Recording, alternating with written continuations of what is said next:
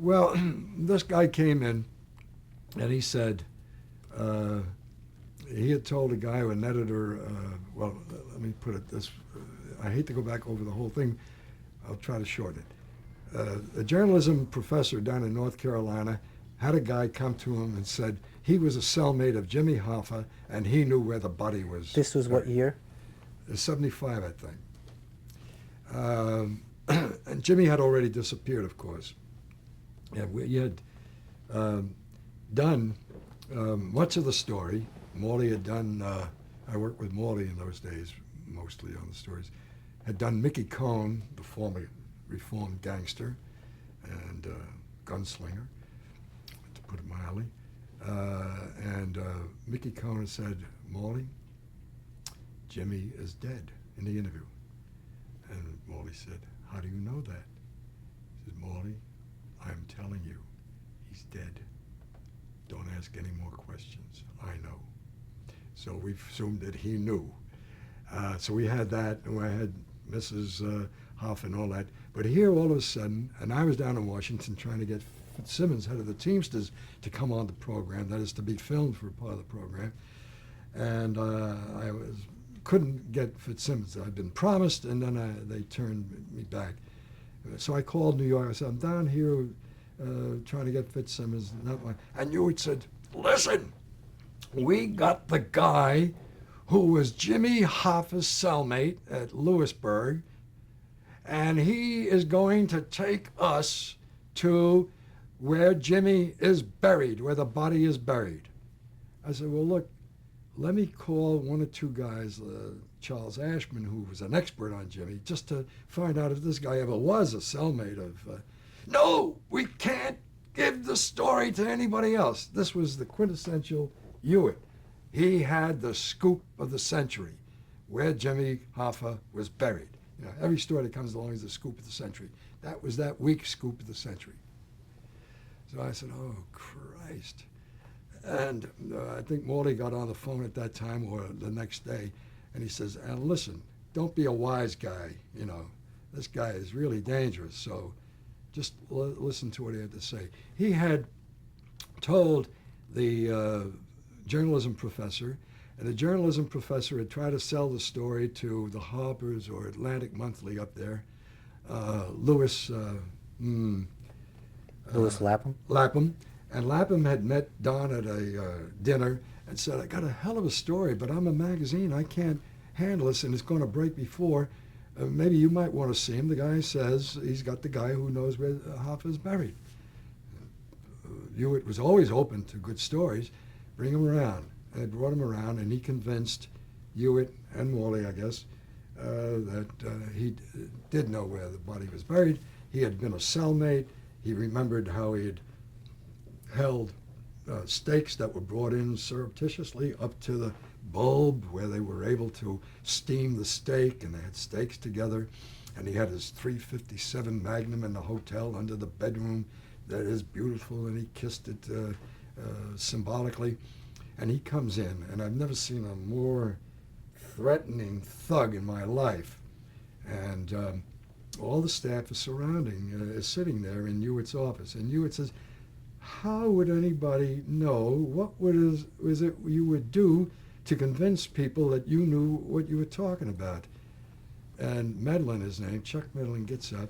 He walks towards Hewitt, who is seated, and suddenly his foot goes out, and within about an inch to 2 inches from his eye, had he gone, he would have possibly killed Hewitt at that moment.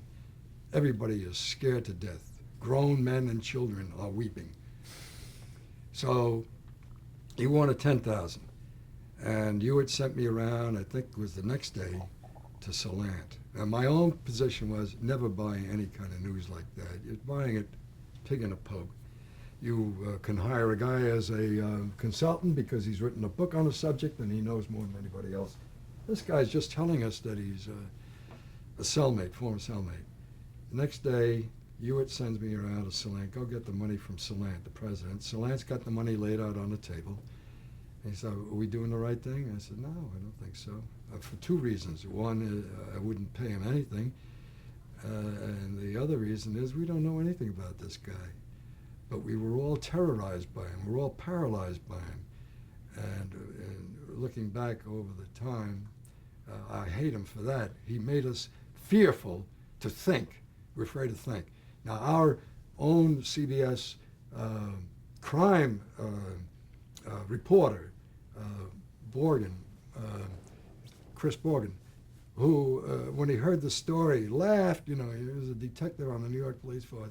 He said, the guy's a con artist. You know, if he pulls an act like that, you get down on the ground and cry out, please don't hurt me, you know, and you match him, you know. Nobody was that smart.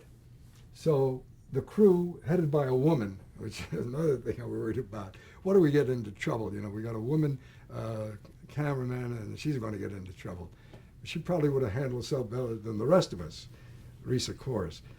And we go down by separate planes. We go down in a chartered plane to Key West, and he goes into Tampa, Chuck Medlin, with this little professor from North Carolina, and he disappears with the $10,000. And the professor is calling New York and weeping that Chuck Medlin has disappeared. And we're down in Key West, and we are going out for a boat ride off the waters of Key West to find the body off Christmas Island. There's an island called Christmas Island, and we're trolling along looking for a lead-lined casket with Jimmy Hoffa's body. And the guy with me, who is a reporter on labor affairs, who was an expert on Hoffa, he's laughing his head off all the way. And then the word comes down that Jimmy Hoffa is coming down to kill us. He really wants to kill Hewitt because he let the story get out. How did the story Jimmy get Hoffa? out? Excuse me, Medlin. Excuse me, getting weak in the story department. That Chuck Medlin's coming down to kill us. And the story got out because Hewitt told me, listen, there's a guy from the Times in your hotel. Go down and give him the whole background of the story. I would never have done that on my own, but I figured, well, the story's out up in New York, so give him the background. The story appears the next day or the day after, full front page story.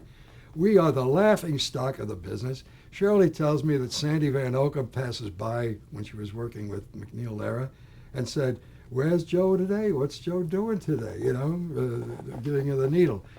And the story is all over the Miami papers. They're having a field day with it. The $10,000 is gone. And that was when the word came down that Chuck Medlin is going to kill us. And I stayed up all night long, armed with a wooden hanger from the goddamn closet. I mean, by that time, we're paranoid.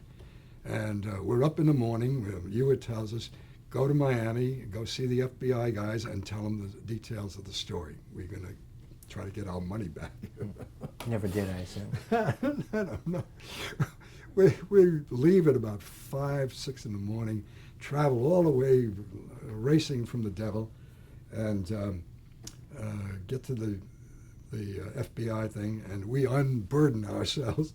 And they're looking at this little guy with me, the professor. They figure he's the con artist and that he's already had the $10,000 and spent it someplace, and that I'm no better than he is, and I've shared in it. Nothing. I get back and suddenly years later I asked for my FBI file, and all of the talk that we gave to the FBI there is all marked out in black ink, you know, every last. I knew what I told them. That was what I had told them. That was the way all those great secret documents that the FBI had.